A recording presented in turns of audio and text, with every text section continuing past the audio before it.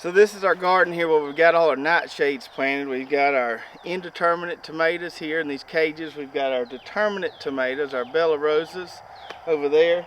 And then we've got peppers and eggplants on the end.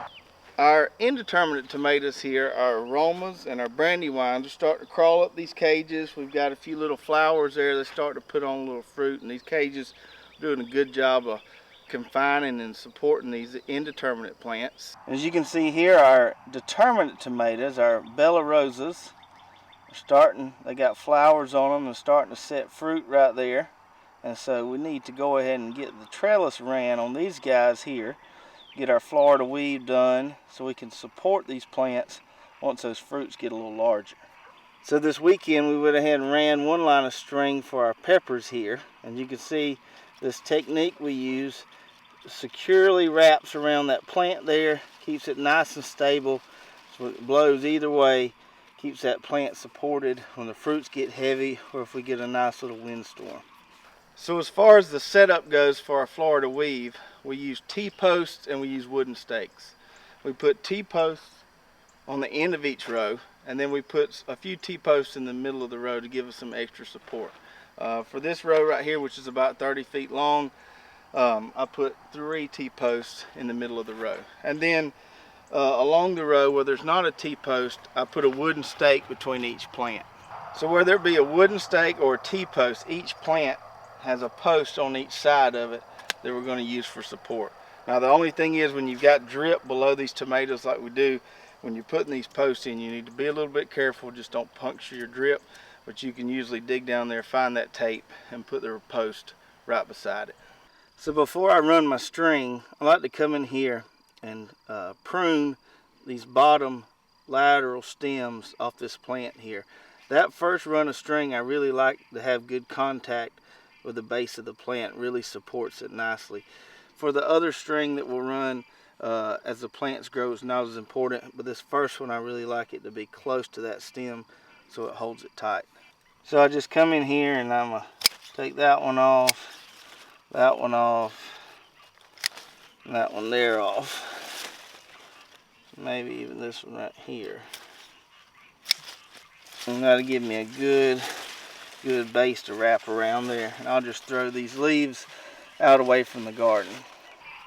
So as far as twine goes, we have a couple options.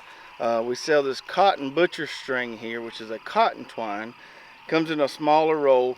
This is 185 feet, and you get 2 of these per order, so about 370 foot of twine.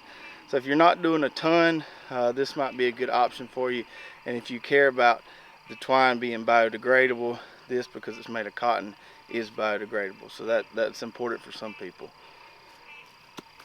The other option we have, and you can see this box right here has been through the years but still kicking, is this grow tie twine. Now this is a poly twine. This is kind of commercial grade stuff, what most of the farmers around here are using. And I like this box because it's got this belt loop here. So I can put this on my belt loop and pull the twine off that. I don't have to tote my twine container around. And this right here has over a mile of twine in it, so it will last you a long time. I've had this box here for about 5 years. I had to patch it up a little bit, but there's still a ton of twine left in this box. So the easiest way I've found to do the Florida weave is to have your box of twine here on your belt loop. And I'm right-handed, so I like the box on my left. And then I'll take me a piece of pipe here. This is about 3 foot long, and this is what I'm going to use to guide the string. So instead of reaching down and guiding the string with my hands, I can stand upright and guide it with this piece of pipe. And I'll show you exactly how we do it.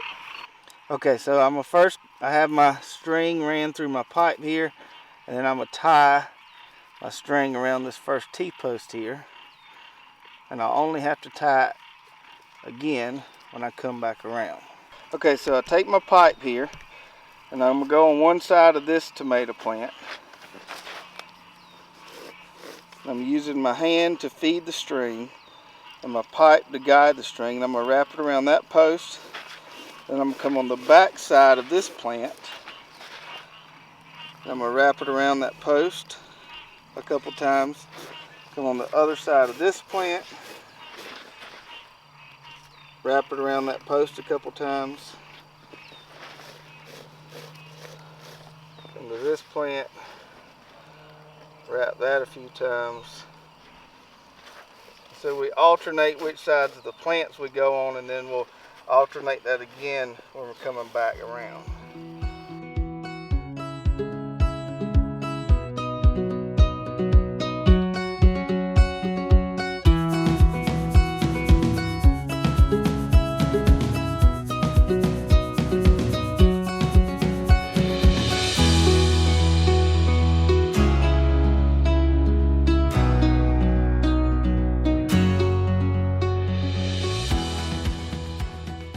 So now I'm at the end, and now I'm going to go back to the front of the row, and I'm going to go on the opposite side of each plant that I went the first time, and then that will provide support on both sides of the plant.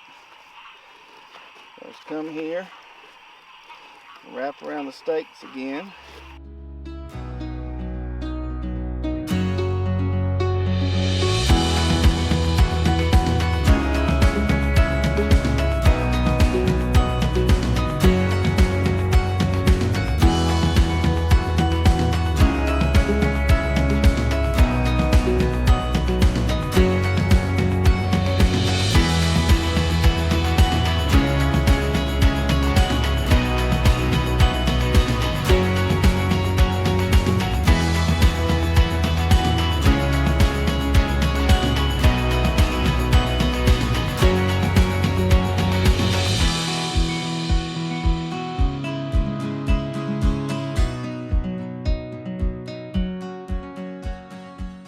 So when I get down back to the front of my row here, I'm just going to cut my string, keep it tight.